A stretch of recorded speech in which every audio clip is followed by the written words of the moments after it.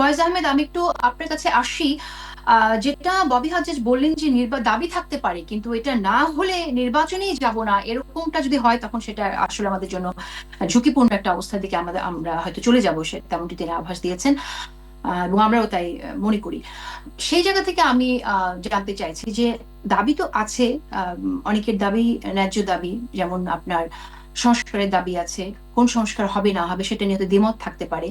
বিচারের দাবি আছে, সবাই বিচার চায়, কিন্তু বিচার তো চলমান প্রক্রিয়া। কিন্তু এনসিপি, আমরা দেখেছি যে এনসিপি থেকে বলা হয়েছে এর আগে, এনসিপি নেতারা বলেছেন এবং নাহিদ ইসলামও কিন্তু বলেছেন যে সংস্কার না হলে, নতুন সংবিধান না হলে নির্বাচনকে প্রত্যাখ্যান করা হবে, এবং গণপরিষদ নির্বাচনের কথা বলা হয়েছে। Coming back to the question that I already asked you, এই যে গণপরিষদ নির্বাচনের কথা তারা বলছে, জাতীয় সংসদ নির্বাচনে এনসিপি যাবে কিনা, এরকম কোনো আলোচনা কি আসলে হয়েছে এই বৈঠকে? তারা কি যাচ্ছে? না, আগামী জাতীয় সংসদ নির্বাচনে কোন দল যাবে কোন দল যাবে না, এই প্রশ্নটা মাননীয় প্রধান উপদেষ্টার দিক থেকে করার মতো কোনো পরিস্থিতি দেশে তৈরি হয়নি। Number one. নাম্বার টু হচ্ছে, আপনি রাজনৈতিক দলগুলির নানাবিধ দাবি থাকবে, সেই সবগুলি দাবি কিন্তু এই যে সরকার, এই সরকার তো কারো কোনো প্রতিপক্ষ নয়।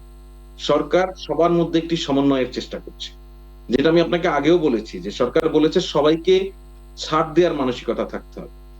এবং আরেকটা বিষয় এখানে স্পষ্ট করে বলি যে মাননীয় প্রধান উপদেষ্টা যে কথাটি বলেছেন, কেউ যদি নির্বাচনের বিকল্প অন্য কোনো কিছু চিন্তা করেন, সেটা দেশের জন্য, জাতির জন্য, গণ অভ্যুত্থানের পক্ষের সকল শক্তির জন্য কারো জন্যই মঙ্গলজনক কিছু বয়ে আনবে না।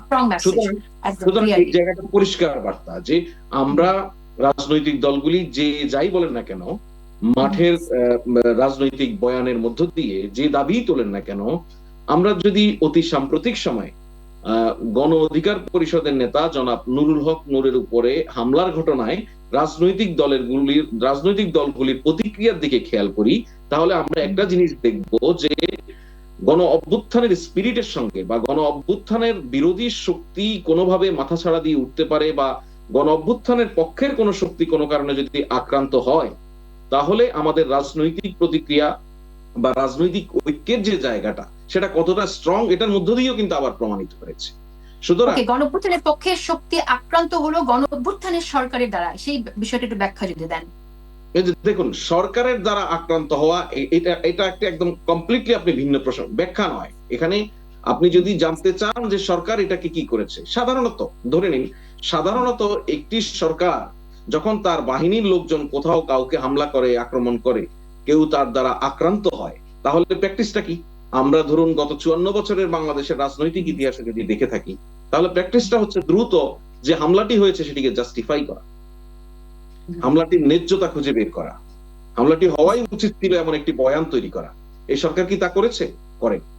সরকার বরঞ্চ এই হামলার নিন্দা জানিয়েছে এবং একই সঙ্গে তদন্ত করে এর জন্য যারা দায়ী, এর নেপথ্যে কোনো কারণ আছে কিনা সেটা খতিয়ে দেখা, এবং সেই প্রক্রিয়ার সঙ্গে যেই পদবীরই যেই কর্মকর্তাই জড়িত থাকুক না কেন তার বিষয়ে ব্যবস্থা নেয়ার আশ্বাস দিয়েছে।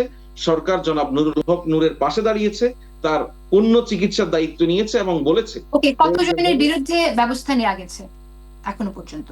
তদন্ত এখনো শেষ হয়নি। তদন্ত আপনি মানে যেভাবে বলছেন তাতে হচ্ছে এই হামলাটা প্রায় কয়েক মাস হয়ে গেছে, তা হয়নি কিন্তু। এটা মাত্র আপনি তা ঠিক আছে, কিন্তু দ্রুতগতিতে অনেক কিছুই করা যায়। এখানে অনেকের ছবি ক্লিয়ারলি দেখা যাচ্ছে, তো তাদেরকে গ্রেফতার করা হয়েছে কিনা, কি প্রচেষ্টা চলছে, সেই ইনফরমেশন জানতে চাই। আরো জানতে চাই যে এখানে কেউ উস্কে দিয়েছে কিনা তাদেরকে, আপনাদের কাছে কোনো গোয়েন্দা তথ্য আছে কিনা, আসলে কেন ঘটলো এরকম একটি ঘটনা, সেটাও তো বুঝতে হবে। আপনার প্রশ্নেই এক ধরনের আপনার উত্তর আছে, সেটা হচ্ছে যে আপনি বলছেন যে ছবিতে অনেককে দেখা যাচ্ছে। ছবি সব কথা সব সময় বলে না, কারণ আপনি পরেই প্রশ্ন করছেন যে কেউ উস্কে দিয়েছে কিনা বা এর পিছনে অন্য কোনো ঘটনা আছে কিনা। সুতরাং সরকার এখানে ছবি কথা বলে, অ্যাজ আ হোল যদি চিন্তা করি, তাহলে শুধু ছবি না, আরো কেউ উস্কে দিয়েছে কিনা সেগুলো তখন খুঁজে বের করতে হবে। সেটাই, আমি আপনার ওই প্রশ্নের সঙ্গে একমত। আমি বলছি তো ছবি সব কথা বলে না। আপনি যেটা বলছেন যে কেউ উস্কে দিয়েছে কিনা, সেটা অবশ্যই খুঁজতে হবে। সেজন্য এই খোঁজাটা আমি আপনি বসে শুধু মোবাইলের স্ক্রিনে দেখে বা পর্দায় দেখে বিশ্লেষণ করে বের করতে পারবো না উস্কে দেওয়ার ঘটনা থাকতে পারে কিনা। সেটার জন্য একটা সুষ্ঠু তদন্ত প্রয়োজন। সেই তদন্তের লক্ষ্যে সরকার প্রয়োজনীয় পদক্ষেপ গ্রহণ করেছে। গতকাল মাত্র সপ্তাহের প্রথম দিন ছিল রোববার, আজকে মাত্র একদিন হলো। সেই বিবেচনায় তদন্ত কার্যক্রম চলছে। নিশ্চয়ই এটার পিছনে বা এর সঙ্গে যারা জড়িত প্রত্যেকেই যথাযথ ব্যবস্থার মুখোমুখি হতে হবে, এতে কোনো সন্দেহ নেই।